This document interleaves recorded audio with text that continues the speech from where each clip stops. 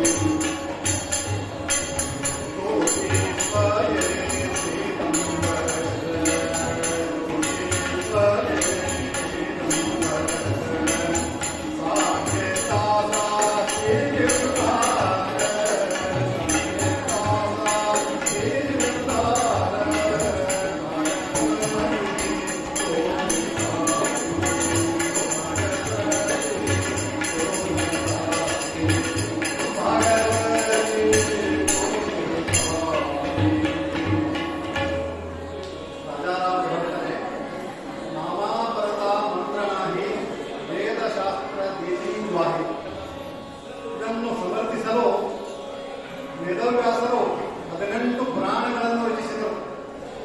ಅದರಲ್ಲಿ ಮಹತ್ವವಾದಂತಹ ಪುರಾಣ ಶ್ರೀಮದ್ ಭಾಗವತ ಪುರಾಣ. ಭಾಗವತದಲ್ಲಿ ಅತ್ಯಂತವಾಗಿ ನಾಮದ ಮಹಾತ್ಮ್ಯವನ್ನೇ ಹೇಳಿದ್ದಾರೆ. ನಾಮವೆಂದರೇ ಭಗವಂತ. ನಮ್ಮ ಅರ್ವಾಚೀನ ಕಾಲದಲ್ಲಿ ಬ್ರಹ್ಮ ಚೈತನ್ಯ ಬೃಂದಾವಲಿ ಮಹಾರಾಜರು ಅದನ್ನು ಮತ್ತೊಮ್ಮೆ ಸಮರ್ಥನೆ ಮಾಡಿದರು. ಬೃಂದಾವಲಿ ಮಹಾರಾಜರು ಏನ್ ಹೇಳ್ತಾರಂದ್ರೆ, ನಾಮ ತೋಚಿ ದೇವ, ನಾಮ ಅಂದ್ರೆ ಭಗವಂತ, ಭಗವಂತನ ವ್ಯಕ್ತ ಸ್ವರೂಪ ನಾಮ ಅಂತ ಹೇಳ್ತಾರೆ. ಅದನ್ನೇ ಸಂತ ರಾಜಾರಾಮ ಮಹಾರಾಜರು ಅತ್ಯಂತ ನಿಷ್ಠೆಯಿಂದ ಸ್ವತಃ ಸ್ವಾಮಿಯಿಂದ ಉಪದೇಶ ಪಡೆದರು. ಹಾಗೆ ಚಿದಂಬರ ಅಂತ ಹೇಳ್ತಾರೆ. ಸ್ವಾಮಿಗಳೇ ಚಿದಂಬರ ಮಹಾಸ್ವಾಮಿ ರಾಜಾರಾಮರಿಗೆ ಉಪದೇಶ ಮಾಡುವ ಮುಂದೆ ನಾನು ನಾಮರೂಪದಿಂದ ಇದ್ದೀನಿ ಅದನ್ನು ಪ್ರಸಾರ ಮಾಡುವಂತ ಒಂದು ಉಪದೇಶವನ್ನು ಮಾಡಿದರು. ಅಂತಹ ನಾಮ ಅಂದ್ರೆ ಚಿದಂಬರ ಅನ್ನುವಂತ ಒಂದು ಸೂತ್ರವನ್ನು ನಮಗೆ ಸಂತರು ಕೊಟ್ಟಾರೆ. ಈ ನಾಮದ ಮಹಾತ್ಮವನ್ನು ಈ ಜಗತ್ತಿನಲ್ಲಿ ಎಲ್ಲಾ ಸಂತರು ಸಮರ್ಥಿಸಿದ್ದಾರೆ. ಯಾವುದೇ ಧರ್ಮಕ್ಕೆ ಹೋಗಲಿ, ಮುಸಲ್ಮಾನಿರಲಿ, ಕ್ರಿಶ್ಚಿಯನ್ರಿರಲಿ, ಯಾವುದೇ ಧರ್ಮದಲ್ಲಿ ನಾಮಕ್ಕೆ ಬಹಳ ಮಹತ್ವ. ಎಲ್ಲರೂ ಜಪಾ ಮಾಡ್ತಾರೆ. ಜಪೋ ನಾಮ ಜಪೋ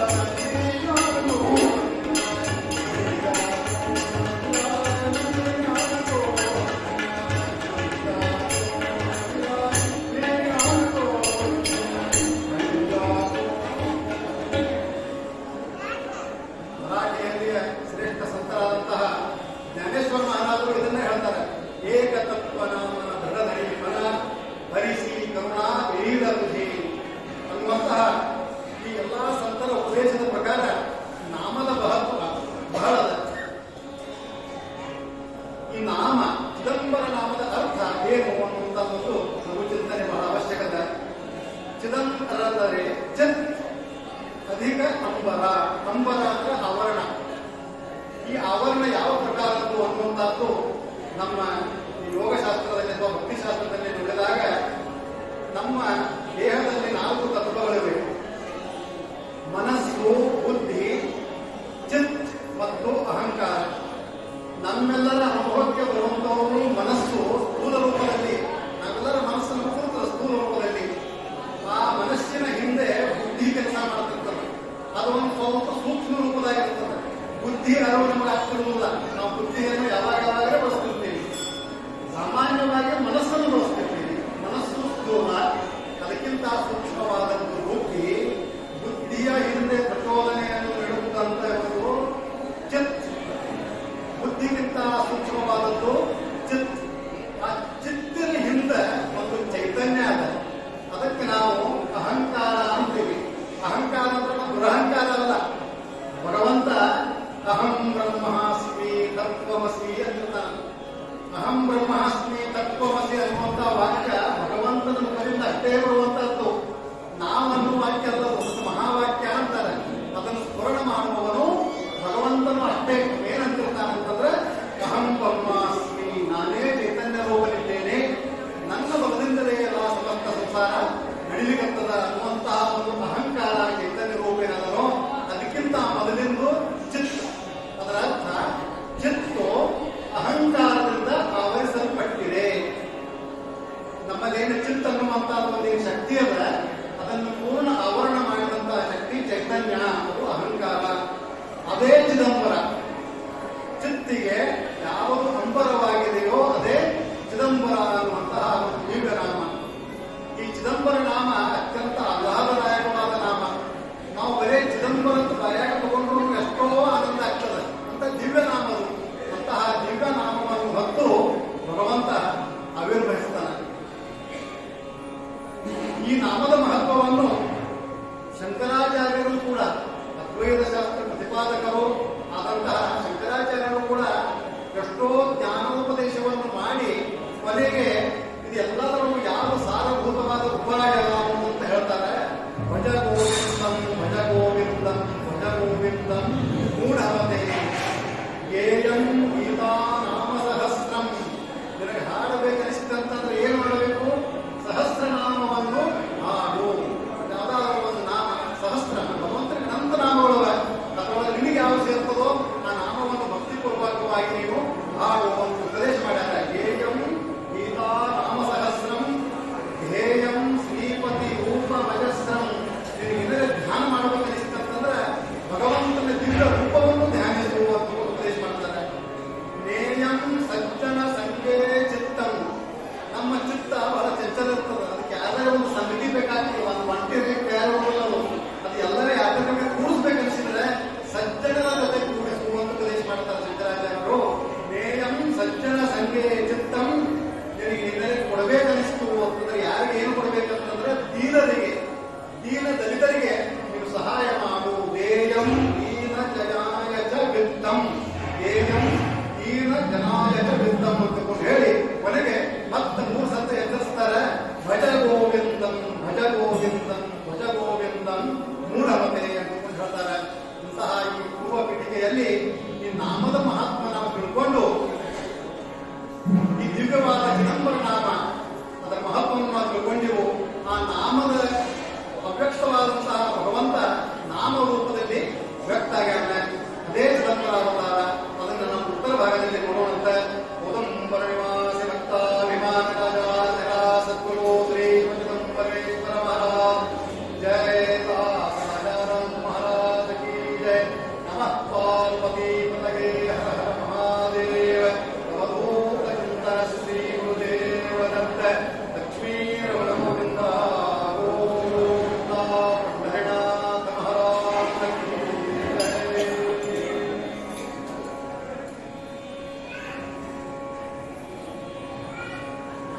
ಶಿವ ಶಿವ ಶಿವ ಶಿವ ಸಾಂಬ ಚಿದಂಬರ ಹರ ಹರ ಹರ ಸಾಂಬ. ಶಿವ ಶಿವ ಶಿವ ಶಿವ ಸಾಂಬ ಚಿದಂಬರ ಹರ ಹರ ಹರ ಸಾಂಬ. ಶಿವ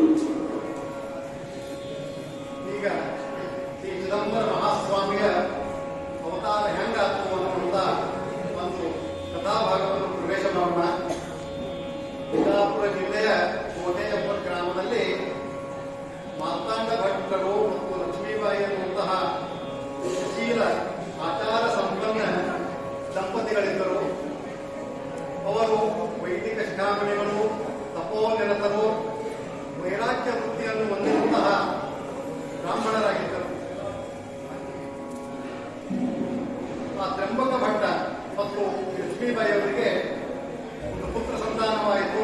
ಅವರೇ ಮಾರ್ತಾಂಡ ಭಟ್ಟರು, ಗೋಠೆ ಗ್ರಾಮದಲ್ಲಿ.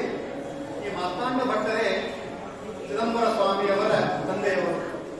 ಈ ಮಾರ್ತಾಂಡ ಭಟ್ಟರ ಒಂದು ಪೂರ್ವೇತಿಹಾಸವನ್ನು ನೋಡಲಾಗಿ ಮಾರ್ತಾಂಡ ಭಟ್ಟರು ಅವರ ತಂದೆ ತಾಯಿ ತ್ರಂಬಕ ಭಟ್ಟರು ಮತ್ತು ಲಕ್ಷ್ಮೀಬಾಯಿ ಅವರು ಬೇಗನೆ ಮರಣವನ್ನು ಹೊಂದಿರಾಗಿ ಅವರ ಕುಟುಂಬದ ಜವಾಬ್ದಾರಿ ಮಾರ್ತಾಂಡ ಭಟ್ಟರ ಮೇಲೆ ಬಿತ್ತು. ಮಾರ್ತಾಂಡ ಭಟ್ಟರು ಕೂಡ ವೈದಿಕ ಶಿಖಾಮಣಿಗಳು, ತಪೋನಿರತರು, ವೈರಾಗ್ಯ ವೃತ್ತಿಯನ್ನು ಹೊಂದಿರುವಂತ ಬ್ರಾಹ್ಮಣರಾಗಿದ್ದರು. ಅವರು ತಮ್ಮ ಕುಟುಂಬದ ವೃತ್ತಿಯಾದಂತಹ ಜ್ಯೋತಿಷ್ಯವನ್ನು ಅನುಸರಿಸಿ ಕೆಲವು ಕಾಲ ಕಳೆದರು. ಒಂದು ದಿನ ಜ್ಯೋತಿಷ್ಯ ಹೇಳಿ ಅದರಲ್ಲಿ ಏನೊಂದು ವಿಚಾರ ಬಂತು, ಜ್ವಾಳತ್ತು, ಅದರೊಳಗೊಂದು ಮಕ್ಕಳಿ ತುಣಕ ಕಾಣಿಸ್ತು. ಅವ್ರಿಗೆ ಬಹಳ ಕೆಟ್ಟ ಅನಿಸ್ತು. ಮುಸ್ರಿ ಭಿಕ್ಷಾ ತಗೊಂಡು ನಾನು ಎಂತ ಪ್ರೀತಿ ತಗೊಂಡು ಕೆಟ್ಟ ಅನಿಸಿ ನಾನು ಈ ವೃತ್ತಿಯನ್ನು ಮಾಡತಕ್ಕದ್ದಲ್ಲ, ನಾನು ಉನ್ನತ ವೇದಾಧ್ಯಯನವನ್ನು ಮಾಡಿ ಒಂದು ಉನ್ನತ ಸ್ಥಿತಿಯನ್ನು ನಾನು ಹೊಂದಬೇಕು ಮತ್ತು ಮುಕ್ತಿ ಮಾರ್ಗವನ್ನು ಪಡೆಯಬೇಕು ಅನ್ನುವಂತಹ ಒಂದು ವೃತ್ತಿ ಅವರಲ್ಲಿ ಜನಿಸಿ ಅವರು ಕಾಶಿಗೆ ಉನ್ನತ ವೇದಾಧ್ಯಯನ ಮತ್ತು ಪರಮಾರ್ಥ ಸಾಧನೆ ಮಾಡಬೇಕಂತ ಹೊರಡ್ತಾರೆ. ಅವರ ದಾರಿಯಲ್ಲಿ ಸಿದ್ಧನಾಥ ಮತ್ತು ಅನಂತ ಭಟ್ಟ ದಕ್ಷಿಣ ದೇಶದ ಇಬ್ಬರು ಸಮಾನಶೀಲರು ಅವರಿಗೆ ಭೇಟಿಯಾಗ್ತಾರೆ. ಅವರು 3 ಮಂದಿ ಕೂಡಿ ಕಾಶಿಪುರಕ್ಕೆ ಹೋಗ್ತಾರೆ. ಅಲ್ಲಿ ಒಬ್ಬ ಮಹಾನ್ ಯೋಗಿಗಳಾದಂತಹ ಸ್ವಯಂ ಪ್ರಕಾಶ ಎಂಬ ಗುರುಗಳ ಹತ್ತಿರ ಅವರು ಅನುಮತಿ ಪಡೆದು ಸಾಧನಾ ಕ್ರಮವನ್ನು ಶುರು ಮಾಡ್ತಾರೆ ಮತ್ತು ವೇದಾಧ್ಯಯನವನ್ನು ಶುರು ಮಾಡ್ತಾರೆ. ಗುರುಗಳ ಅನುಪಮ ಸೇವೆಯನ್ನು ಮಾಡ್ತಾರೆ. ಇವರ ಸೇವೆಯನ್ನು ಮೆಚ್ಚಿ ಗುರುಗಳು ಅನುಗ್ರಹ ಮಾಡ್ತಾರೆ. 12 ವರ್ಷ ಕಾಲ ಅವರು ಕಾಶಿಯೊಳಗಿರ್ತಾರೆ. ಗುರುಗಳು ಆನಂದಪಟ್ಟು 3 ಮಂದಿಗೆ ಹೇಳ್ತಾರೆ, ವೇದಾಧ್ಯಯನ ಬದಲ ಇನ್ನ ನೀವು ನಿಮ್ಮ ವೃತ್ತಿಯನ್ನು ಮುಂದುವರೆಸಲಿ ಅಂತ ಹೇಳ್ತಾರೆ. ಆದರೆ ಅನಂತ ಭಟ್ಟ ಮತ್ತು ಸಿದ್ಧನಾಥ ಇವರಿಗೆ ಸನ್ಯಾಸ ತಗುವಂತ ಆಜ್ಞೆ ಮಾಡ್ತಾರೆ. ಅವರಿಗೆ ಸನ್ಯಾಸವನ್ನು ಕೊಟ್ಟು ಲೋಕೋದ್ಧಾರ ಮಾಡಿ ದಕ್ಷಿಣ ದೇಶಕ್ಕೆ ಹೋಗಲಿ ಅಂತ ತಿಳ್ಕೊಂಡು ಕಳಿಸ್ತಾರೆ. ಸಿದ್ಧನಾಥರು ಸಿದ್ದೇಶ್ವರ ಎಂಬ ಹೆಸರಿನಿಂದ ಕೋಲ್ಹಾಪುರ ಪ್ರಾಂತದಲ್ಲಿ ಧರ್ಮ ಪ್ರಸಾರವನ್ನು ಮಾಡ್ತಾರೆ.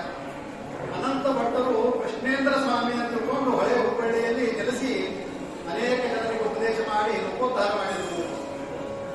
ಆದರೆ ಮಾರ್ತಾಂಡ ಭಟ್ಟರು ಇವರಿಬ್ಬರನ್ನು ನೋಡಿ ನಮಗೂ ಸನ್ಯಾಸ ಕೊಡ್ರಿ ಅಂತ ತಿಳ್ಕೊಂಡು ಪ್ರಾರ್ಥನಾ ಮಾಡಿದಾಗ ಸ್ವಯಂ ಪ್ರಕಾಶ ಗುರುಗಳು ಹೇಳ್ತಾರೆ, ನೀವು ಸನ್ಯಾಸ ತಗೊಂಡು ಒಬ್ಬನೇ ಮುಕ್ತಿ ಪಡೆಯಲಿಕ್ಕೆ ಬಂದಿಲ್ಲ, ನಿನ್ನ ಹೊಟ್ಟೆಯಲ್ಲಿ ಒಬ್ಬ ಲೋಕೋದ್ಧಾರಕ ಅವತಾರಿ ಪುರುಷ ಪ್ರಾಣಿದ್ದಾನೆ, ಅದಕ್ಕೆ ನೀನು ಗೃಹಸ್ಥಾಶ್ರಮ ಸ್ವೀಕರಿಸಬೇಕು ಅಂತ ತಿಳ್ಕೊಂಡು ಆಜ್ಞಾ ಮಾಡ್ತಾರೆ. ಅವಾಗ ಮಾರ್ತಾಂಡ ಭಟ್ಟರು ತಿರುಗಿ ತಮ್ಮ ಗೋಠೆ ಗ್ರಾಮಕ್ಕೆ ಬರ್ತಾರೆ. ಆಗಿನ ಕಾಲ ಬಹಳ ದುಸ್ತರವಾಗಿತ್ತು. ಆಂಗ್ಲರು, ಫ್ರೆಂಚರು, ಪೋರ್ಚುಗೀಸರು ಮತ್ತು ಮುಸಲ್ಮಾನರು ಹಾವಳಿ ಬಹಳ ಇತ್ತು. ಬ್ರಹ್ಮಣ್ಯಕ್ಕೆ ಕುಂದು ಕೊರತೆಗಳು ಬಂದು ಬಿಟ್ಟಿದ್ದು. ಬ್ರಹ್ಮಣ್ಯವನ್ನು ಅಲಂಕಾರ ಮಾಡೋದು ಬಹಳ ಕಷ್ಟವಾಗಿ ಬಿಟ್ಟಿದ್ದ ಆಗಿನ ಕಾಲಕ್ಕೆ. ಅವಾಗ ಮಾರ್ತಾಂಡ ಭಟ್ಟರು ವಿಚಾರ ಮಾಡ್ತಾರೆ, ಏನು ಮಾಡೋದು ಅಂತ ತಿಳ್ಕೊಂಡು. ಕುಟುಂಬದ ಜವಾಬ್ದಾರಿ ಒಂದಿರ್ತದೆ, ಇದು ತಮ್ಮಂದ್ರು ತಂಗಿಯಂದ್ರು ಇರ್ತದೆ, ಆಸ್ತಿ ಪಾಸ್ತಿ ಇರ್ತದೆ, ಅದನ್ನೆಲ್ಲ ನೋಡ್ಕೊಂಡು ಬಹಳ ಕಷ್ಟ ಅನಿಸ್ತದೆ. ಅವರಿಗೆ ಗೋಠೆ ಗ್ರಾಮದಲ್ಲಿ ಸಂಸಾರವನ್ನು ಮಾಡೋದು ಸ್ವಲ್ಪ ಕಠಿಣ ಅನಿಸ್ತದೆ. ಮತ್ತು ಇವು ಸಂಸಾರದಲ್ಲಿ ಬಿದ್ದು ನಾನು ಏನು ಮಾಡಬೇಕು, ನಾನು ಪರಮಾರ್ಥ ಸಾಧನೆ ಮಾಡಬೇಕು ಅನ್ನುವಂತಹ ಒಂದು ವೈರಾಗ್ಯ ವೃತ್ತಿಯನ್ನು ತಾಳಿ ಗೋಠೆ ಗ್ರಾಮವನ್ನು ತಮ್ಮ ಆಸ್ತಿ ಪಾಸ್ತಿ ತಮ್ಮಂದರಿಗೆ ಒಪ್ಪಿಸಿ ಅವರು ಮುನವಳ್ಳಿಗೆ ಬರ್ತಾರೆ. ಮುನವಳ್ಳಿಗೆ ಬಂದು ಅಲ್ಲಿ ದೇಶಪಾಂಡೆಯವರ ಸಹಾಯದಿಂದ ಒಂದು ವೇದ ಪಾಠಶಾಲೆಯನ್ನು ಸ್ಥಾಪನಾ ಮಾಡ್ತಾರೆ ಮತ್ತು ವೇದಾಧ್ಯಯನವನ್ನು ಅನೇಕ ಮಕ್ಕಳಿಗೆ ಕೊಡಲಿಕ್ಕೆ ಶುರು ಮಾಡ್ತಾರೆ. ಅಲ್ಲಿ ಆ ಊರಿನಲ್ಲಿರುವಂತಹ ಬ್ರಾಹ್ಮಣರ ಸಹಾಯದಿಂದ ಸೋಮಯಾಗವನ್ನು ಮಾಡ್ತಾರೆ. ಪ್ರಪೂತವಾದಂತಹ ಸೋಮಯಾಗವನ್ನು ಮಾಡಿ ಅವರ ಅಭ್ಯಾಸ ಏನು ಗೋಠೆ ಇರ್ತದೆ, ದೀಕ್ಷಿತ ಆಗ್ತದೆ. ಮಾರ್ತಾಂಡ ಭಟ್ಟ ದೀಕ್ಷಿತ ಅಂತ ಪ್ರಸಿದ್ಧ ಆಗ್ತಾರೆ ಅವರು ಸೋಮಯಾಗವನ್ನು ಮಾಡಿ. ಆಮೇಲೆ ಅವರಿಗೆ ಮುಗೋಡದ ಹತ್ತಿರ ಇರುವಂತಹ ಜಕ್ಕನಗೌಡರ ಮಗಳು ಲಕ್ಷ್ಮೀಬಾಯಿ ಅನ್ನುವಂತಹ ಒಂದು ಯೋಗ್ಯವಾದ ಕನ್ಯೆಯ ಪ್ರಸ್ತಾಪ ಬರ್ತದೆ. ಅದೊಂದು ಸುಶೀಲ ಮನಿತನ ಇರ್ತದೆ, ಸಂಸ್ಕಾರಯುಕ್ತ ಮನಿತನ ಇರ್ತದೆ. ಲಕ್ಷ್ಮೀಬಾಯಿ ಜೊತೆಗೆ ಅವರ ವಿವಾಹ ಆಗ್ತದೆ. ಅವಳು ಪತಿವ್ರತೆ, ಬಹಳ ಸುಶೀಲಳು, ಭಕ್ತಿವಂತಳು ಆಗಿರ್ತಾಳೆ. ಇಬ್ರು ಸಂಸಾರ ಶುರು ಆಗ್ತದೆ. ಮಾರ್ತಾಂಡ ದೀಕ್ಷಿತರು ಗೋಠೆ ಸುರವಳ್ಳಿಯಿಂದ ಅಲ್ಲಿ ಪಾಠಶಾಲೆ ತಮ್ಮ ನಾಗೇಶ್ ಅಂತ ಇರ್ತಾರೆ, ನಾಗೇಶ ಭಟ್ಟರು ಅವರಿಗೆ ಪಾಠಶಾಲೆಯ ಅಗತ್ಯವನ್ನು ವಹಿಸಿ ತಲಕೋಡಿಗೆ ಬರ್ತಾರೆ. ಅವ್ರ ಉದ್ದೇಶ ಏನಿರ್ತದಂದ್ರೆ ಬಹಳ ಪ್ರಾಂತಗಳಲ್ಲಿ ವೇದ ಪಾಠ ಮುಂದುವರಿಯಲಿ ಅನ್ನುವಂಥ ಉದ್ದೇಶದಿಂದ ತಳ್ಕೊಂಡು ಬರ್ತಾರೆ. ಅಲ್ಲಿ ಕೂಡ ಒಂದು ವೇದ ಪಾಠಶಾಲೆಯನ್ನು ತೆಗೆದು ಅಲ್ಲೇ ಪಾಠವನ್ನು ಶುರು ಮಾಡಿ ಅದನ್ನು ಸುಸ್ಥಿತಿಗೆ ತಗೊಂಡ್ಬರ್ತಾರೆ. ಮುಂದೆ ಅವರು ಮುರುಗೋಡಿಗೆ ಬರ್ತಾರೆ. ಮುರುಗೋಡಿನಲ್ಲಿ ಕೂಡ ಒಂದು ವೇದ ಪಾಠಶಾಲೆಯನ್ನು ತೆಗಿತಾರೆ. ಇಷ್ಟೆಲ್ಲ ಆಗೋ ತನಕ 4-5 ವರ್ಷಗಳು ಹೋಗ್ತಾವೆ. ಅವಾಗ ಮದುವೆ ಆಗಿದೆ, ನಮಗಿನ್ನೂ ಸಂತಾನ ಆಗಿಲ್ಲ ಅನ್ನುವಂತ ಒಂದು ಕೊರಗು ಅವ್ರ ಮನಸ್ಸಿನಲ್ಲಿ ಬರ್ತದೆ. ಅವಾಗ ಅವರು ಗಾಯತ್ರಿ ಪುರಸ್ಚರಣ ಮಾಡ್ತಾರೆ. ಮನೆಯೊಳಗನ 4 ಸತ್ಯ ಮಾಡ್ತಾರೆ. ಆಮೇಲೆ ಅವರು ಗುರುದೇವರಾದಂತಹ ಹಿಪ್ಪರಿಗೆ ಮಳಸಾಕಾಂತನ ಗುಡಿಗೆ ಹೋಗಿ ಅಲ್ಲಿ ಗಾಯತ್ರಿ ಪುರಸ್ಚರಣ ಮಾಡಿ ತಪಸ್ಸನ್ನು ಮಾಡ್ತಾರೆ. ಅವರ ತಪಸ್ಸಿಗೆ ಮೆಚ್ಚಿ ಮಳಸಾಕಾಂತ ಅವರ ಕನಸಿನೊಳಗೆ ಹೇಳ್ತಾನೆ, ನೋಡಪ್ಪ ಮಾತಂಡ, ನಿನ್ನ ತಪಸ್ಸಿಗೆ ನಾನು ಮೆಚ್ಚೀನಿ, ನೀನು ಆಕಾಶ ಚಿದಂಬರ ಕ್ಷೇತ್ರಕ್ಕೆ ಹೋಗು, ಅಲ್ಲಿ ಗಾಯತ್ರಿ ಪುರಸ್ಚರಣ ಮಾಡು, ತಪಸ್ಸು ಮಾಡು, ನಿನಗೆ ಇಚ್ಛಾ ಪೂರ್ಣ ಆಗ್ತದೆ. ನಿನ್ನ ಹೊಟ್ಟೆಯೊಳಗೆ ಸ್ವಯಂ ಭಗವಂತನೇ ಬರ್ತಾನೆ ಅನ್ನುವಂತಹ ಒಂದು ಸ್ವಪ್ನ ದೃಷ್ಟಾಂತವನ್ನು ಮಾತಾಡಂತ ಬರ್ತಾನೆ. ಮಾತನಾಡಲಿಕ್ಕೆ ಬಹಳ ಆನಂದ ಆಗ್ತದೆ. ನಮ್ಮ ಪತ್ನಿಯಾದಂತಹ ಲಕ್ಷ್ಮೀಬಾಯಿ ಹೇಳ್ತಾರವರು, ಆಕಾಶದ ಕ್ಷೇತ್ರಕ್ಕೆ ಹೋಗ್ಬೇಕಂತ ಒಂದು ಅಜ್ಞೆ ಆಗಿದೆ. ಗಡಿ ಎತ್ತಿಕೊಂಡು 400 ಮೈಲು ದೂರ ಮುರುಗೋಡದಿಂದ ಕಾಡು ಹಾದಿ. ಅವಾಗೆಲ್ಲ ಕಳ್ಳಕಾಕರ ಹಾವಳಿ ಬಹಳ ಇರ್ತದೆ. ಏಕಚಕ್ರಾಧಿಪತ್ಯ, ಯಾವುದೋ ಗೌರ್ಮೆಂಟ್ ಇರುವುದಿಲ್ಲ, ಯಾವುದೋ ಸರ್ಕಾರ ಒಂದೇ ಅಂತ ಇರುವುದಿಲ್ಲ. ಒಂದೊಂದು ಊರಿಗೆ ಒಂದೊಂದು ರಾಜ ಇರ್ತಾನೆ. ಅವಾಗ ಒಬ್ಬರಿಗೊಬ್ಬರು ಜಗಳಾಡುವುದು, ಹೊಡಿ ಬಡಿ ಕಡಿ ಬಲೆ ಸುಲಿಗೆ ಎಲ್ಲ ಇರ್ತಾವೆ. ರಾಜಕತೆ ಬಹಳ ಇರ್ತದೆ. ಅಂತಹ ಕೆಟ್ಟ ಪರಿಸ್ಥಿತಿಯಲ್ಲಿ ಪತ್ನಿ ಸಮೇತರಾಗಿ ಅವರು ಆಕಾಶದ ಕ್ಷೇತ್ರಕ್ಕೆ ಹೊರಡ್ತಾರೆ. ಕಾಲ್ನಡಿಗೆಯಲ್ಲೇ ಹೋಗಬೇಕು. ಕಲ್ಪನೆ ಮಾಡ್ರಿ, ಬಹಳ ಕಷ್ಟಪಟ್ಟು ಆಕಾಶ ಚಿದಂಬರ ಕ್ಷೇತ್ರಕ್ಕೆ ಬರ್ತಾರೆ. ಕ್ಷೇತ್ರದ ಮಹಿಮೆ ಅದು ಬಹಳ ದಿವ್ಯವಾದಂತಹ ಕ್ಷೇತ್ರ. ಆ ಕ್ಷೇತ್ರದಲ್ಲಿ ಹಿಂಸಕ ಪಶುಗಳು ಕೂಡ ಅತ್ಯಂತ ಪ್ರೇಮದಿಂದ ವರ್ತಿಸ್ತಿರ್ತವ. ಹುಲಿ ಮತ್ತು ಆಕಳು ಒಂದಕ್ಕೊಂದಾಗ ನೀರು ಕುಡಿತಿರ್ತವ ಅನ್ನೋ ವರ್ಣನೆ ಬರ್ತದೆ ಪುರಾಣದೊಳಗಂತಹ ಆಕಾಶದ ಕ್ಷೇತ್ರಕ್ಕೆ ಹೋಗಿ ನಟರಾಜನ ಸನ್ನಿಧಿಯಲ್ಲಿ ತಪಸ್ಸನ್ನು ಶುರು ಮಾಡ್ತಾರೆ. ಅವರು ದಿನಾ ಬರೀ ಒಂದು ಲೋಟ ಕರಿಕಿ ರಸ ತಗೋತಿರ್ತಾರೆ. ಅವರ ಪತ್ನಿ ಕರಿಕಿ ರಸ ಹರಿದು ಕೊಡ್ತಿರ್ತಾಳೆ.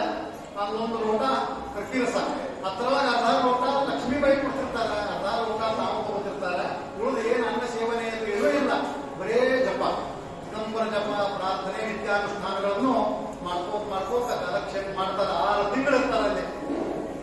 ಅವರ ತಪಸ್ಸಿಗೆ ಮೆಚ್ಚಿ ಒಂದು ದಿವಸ ಚಿದಂಬರ, ಆಕಾಶ ಚಿದಂಬರ ಕ್ಷೇತ್ರದ ಅಧಿಪತಿ ನಟರಾಜ ಚಿದಂಬರ ಅವರ ಸ್ವಪ್ನದಲ್ಲಿ ಬರ್ತಾನೆ. ಏನಪ್ಪ ಮಾತನಾಡ, ನಿನ್ನ ಅಪೇಕ್ಷಾ ಏನದ ಅಂತ ಕೇಳಿದವಾಗ ಆ ದಿವ್ಯ ರೂಪವನ್ನು ನೋಡಿ ಅವರ ಕಣ್ಣಿನಲ್ಲಿ ಆನಂದ ಬಾರ್ಕೊಂಡು ಸುಳ್ಳಿಕ್ಕೆ ಶುರು ಮಾಡ್ತಾರೆ. ಏನು ಕೇಳಬೇಕಂತ ತಿಳಿದ್ರು ಅವರಿಗೆ. ಆವಾಗ ನಟರಾಜ ಚಿದಂಬರನೇ ಎಷ್ಟಗೊಳಿಸ್ತಾನೆ, ನೀ ಎದಕ್ಕೆ ಬಂದು ನೆನಪು ಮಾಡ್ಕೋ ಅಂತ ತಿಳ್ಕೊಂಡು, ಇಲ್ಲ ನಾನು ಸಂತಾನ ಅಪೇಕ್ಷೆಯಿಂದ ಬಂದಿದ್ದೇನೆ ಅಂತ ಅವ್ರು ನೆನಪಾಗ್ತದೆ. ಅವಾಗ ಹೇಳ್ತಾರೆ, ನನಗೊಂದು ದಿವ್ಯನಾದಂತಹ ತೇಜಸ್ವಿಯಾದಂತಹ ನಿನ್ನ ಭಕ್ತಿಯನ್ನು ಮಾಡುವಂತಹ ಅವರ ಪುತ್ರರನ್ನು ಪರಿಪಾಲಿಸಿಕೊಂಡು ಅವರು ಬೇಡ್ಕೊಂಡಾಗ ನಟರಾಜ ಪ್ರಸನ್ನನಾಗಿ ಹೇಳ್ತಾನೆ, ನಾನೇ ನಿನ್ನ ಉದರದಲ್ಲಿ ಸ್ವಯಂ ಜನಿಸಿ ಬರ್ತೀನಿ ಅಂತಕೊಂಡು ಹೇಳ್ತಾನೆ. ಮತ್ತು ಇದಕ್ಕೆ ಏನು ಲಾಂಛನ ಗುರುತೇನು ಅಂದುಕೊಂಡು ತಾನೇ ಹೇಳ್ತಾನೆ ಭಗವಂತ. ಆ ಕುಶಿನ ಬಲಗವಿಯಲ್ಲಿ ಬಿಲ್ವ ಪತ್ರ ಮತ್ತು ಅಕ್ಷತೆ ಇರ್ತಾವೆ. ಇಂತಹ ಕೂಸು ಬಿಲ್ವ ಪತ್ರ ಅಕ್ಷತೆಯ ಲಾಂಛನಗಳ ಸಮೇತ ನಾನು ಪ್ರತ್ಯಕ್ಷ ಆಗ್ತೀನಿ ಎನ್ನುವುದರ ಆಶೀರ್ವಾದ ಮಾಡ್ತಾನೆ. ಈ ರೀತಿ ಇಲ್ಲೇ ಚಿದಂಬರ ಜನ್ಮ ಆಗ್ತದ ಅಂದ್ಕೊಂಡು